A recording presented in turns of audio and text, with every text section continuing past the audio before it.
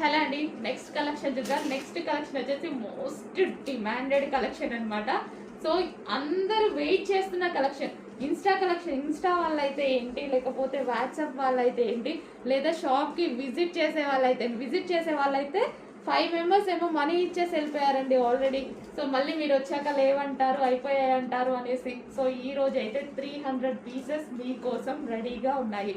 But ఈసారి నాకు కొంచెం ప్రైస్ పెరిగింది, బట్ తప్పలేదన్నమాట.